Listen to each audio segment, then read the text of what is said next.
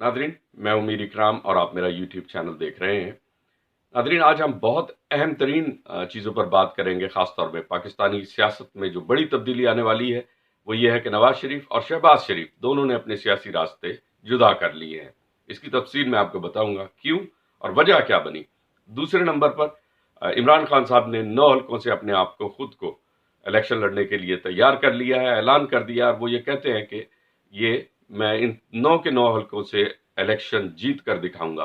ये एक बहुत बड़ी निशानदेही है निज़ाम में तब्दीली की, जो आगे चल के इसके ऊपर भी बात करेंगे।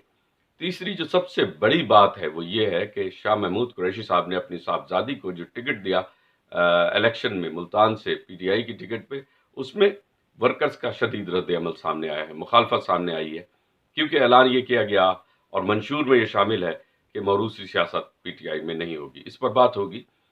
मेरा यूट्यूब चैनल अगर आपने अभी तक सब्सक्राइब नहीं किया तो कर ले, ताकि ये वो तमाम चीज़ें जो आम इंसान की समझ में नहीं आती कि असल में दर पर्दा ये खेल क्या खेले जा रहे हैं और इसके पीछे क्या साजिशें हैं, वो जानने के लिए आप मेरा यूट्यूब चैनल सब्सक्राइब करें। मेरा कोई भी वो एजेंडा नहीं होता या वो तरीक़ेकार नहीं है जो बाकिया चीज़ों का है। मैं हमेशा वो चीज़ें जो दर पर्दा चाल कुछ और है और आपको मीडिया पे नज़र कुछ और आता है या दिखाया कुछ और जाता है, सियासतदान कुछ और बात करते हैं। तो ये मेरा यूट्यूब चैनल इसलिए ज़रूर सब्सक्राइब करें ताकि चीज़ें आपकी समझ में आना शुरू कर दें। अब चलते हैं सबसे अहम बात कि नवाज शरीफ और शहबाज शरीफ इन दोनों के रास्ते क्यों जुदा हुए सियासत में।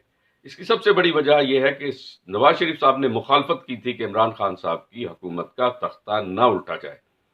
शहबाज शरीफ साहब इस्टेब्लिशमेंट से राब्ते में हैं, उनसे मिले हुए हैं। ये सारी चीज़ें शहबाज शरीफ साहब की नवाज शरीफ साहब को मालूम थी। उसके बावजूद भी मना किया नवाज शरीफ साहब ने कि अभी तख्ता मत उल्टो, सियासी शहीद ना बनाओ इमरान खान को, ये इनके फेवर में जाएगी ये बात।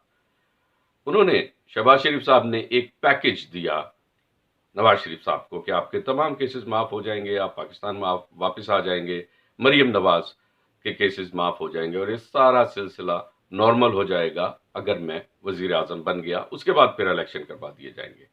तो ये सारा सिलसिला पर इस पैकेज पर या इस शर्त पर नवाज शरीफ साहब राजी हो गए। कुछ वादे किए गए शहबाज शरीफ साहब से, जो वादे पूरे ना हुए।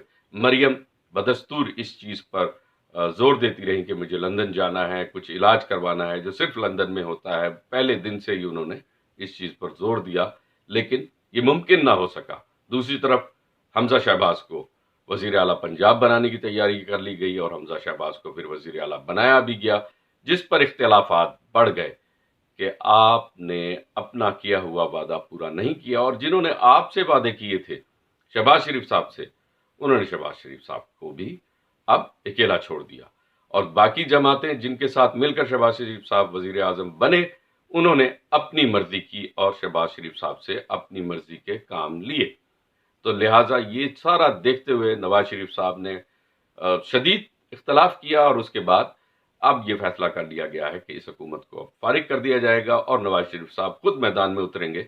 और शहबाज शरीफ साहब का बयानिया मुख्तलिफ है। उन्होंने कहा हमने भी कुर्बानियाँ दी हैं, तकलीफ़ें उठाई हैं, जबकि वो ये कहते हैं नून लीग का मतलब है नवाज शरीफ और ये मेरी जमात है, इस पे हुक्म मेरा चलेगा, लिहाजा आप फारिग। जिस पर दोनों ने अपनी सियासी इख्तलाफात की बुनियाद पर अपने रास्ते अलग कर लिए। दो ग्रुप हैं, आमने सामने आ गए हैं।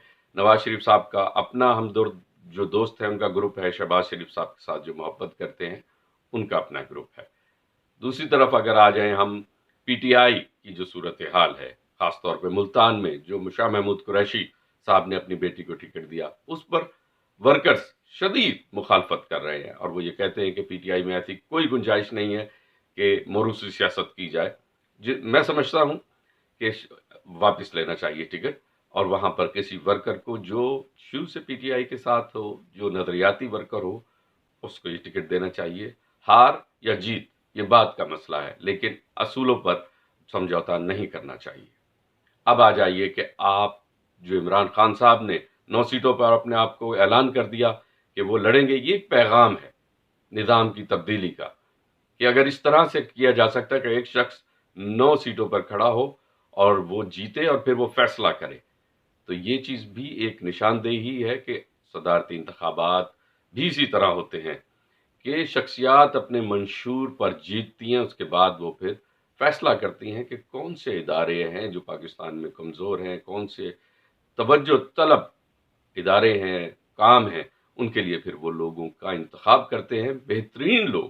ضروری نہیں ہے کہ ہر حلقے سے ایک بندہ پیسہ لگائے، ووٹ لے اور پھر اس کے بعد وہ اپنا ووٹ خریدے اور انتخاب وہ اپنی مرضی سے جیتے انتخابات، اور پھر کہے میں خود جیت کر آیا ہوں، تو پارٹی کو بھی بلیک میل کرے وہ۔